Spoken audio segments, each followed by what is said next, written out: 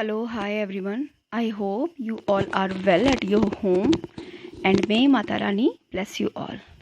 My dear friends, आज जिस topic पे मैं बात करने वाली हूँ वो बहुत ही इम्पॉर्टेंट है, बहुत ही ज़्यादा।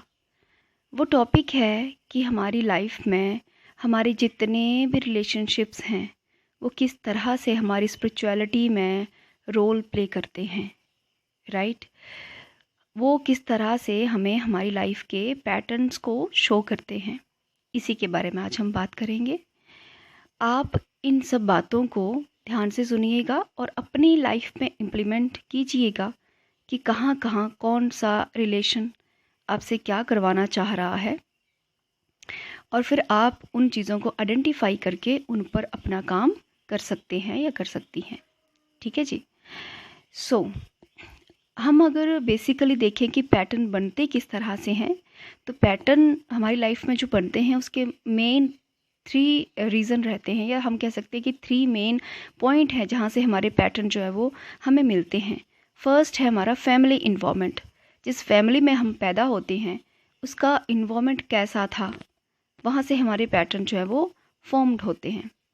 उसके बाद आता है हमारे कार्मिक डेप्थ, मतलब हमारी पिछली जन्मों से लेके अभी तक हमने जितने भी कर्मास किए हैं वो पैटर्न भी हमारे साथ आते हैं, राइट? एंड उसके बाद लास्ट है एंसेस्ट्रल पैटर्न, बहुत ही इम्पॉर्टेंट है ना।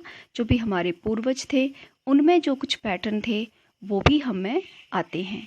तो ये 3 तरह के पैटर्न हैं जो किसी भी मनुष्य के लाइफ में आते हैं। ठीक है, हमें इन तीनों को ही क्या करना होता है, बारी बारी इन तीनों पर ही काम करना रहता है फॉर ओवरऑल स्पिरिचुअल ग्रोथ। इन तीनों पर काम किए बिना हम सिर्फ अगर एक ही एस्पेक्ट पे काम करते जाएंगे और बाकी 2 को छोड़ देंगे तो हम कंप्लीट स्पिरिचुअल ग्रोथ को हम नहीं पा सकते, राइट? तो रिलेशनशिप्स हमारी कैसे हेल्प करते हैं स्पिरिचुअलिटी में? जितने भी रिलेशन हमारी लाइफ में हैं, चाहे वो मदर है, ब्रदर है, हस्बैंड है, इन लॉज हैं, कोई भी रिलेशन है, कलीग्स हैं, आपके ऑफिस में काम करने वाले आपके नियर एंड डियर फ्रेंड्स हैं, जो क्लोज फ्रेंड्स हैं, मैं उनकी बात कर रही हूँ, वो सब के सब मैनिफेस्टेड हैं। वो आपकी वाइब्रेशन जैसी थी वैसे ही वो आपकी लाइफ में अट्रैक्ट हुए हैं। वो सब आप ही ने अपनी लाइफ में बुलाए हैं, या आप कह सकते हैं कि आपने इस अर्थ पे आने से पहले आपने ही कहा था कि मेरी लाइफ में ये रिलेशन, ये पर्सन जो है वो मेरी लाइफ में इस रिलेशन में आएगा। तो जब आप ही ने उनको मैनिफेस्ट किया है तो आप उनको कैसे बुरा कह सकती हैं, राइट? और दूसरी बात, हर रिलेशन हमें कुछ ना कुछ सिखा रहा होता है।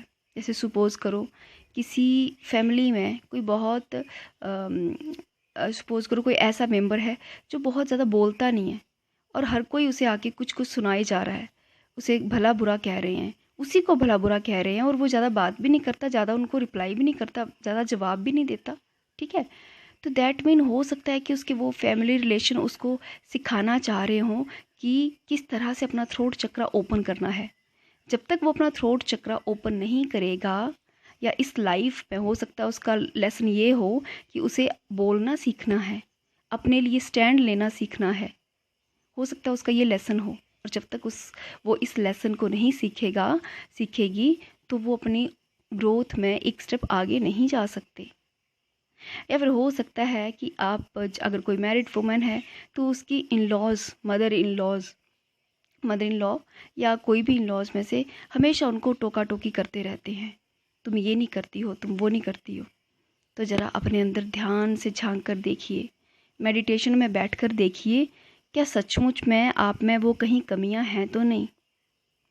क्या कहीं आपने अपने साथ तो वैसा बिहेवियर नहीं किया था कभी? क्या कहीं आपने ही तो अपने आप को कहीं भला बुरा तो नहीं कहा हुआ है? अगर ऐसा किया है दैट मीन वो पर्सन आपको सेल्फ लव करना सिखा रहा है।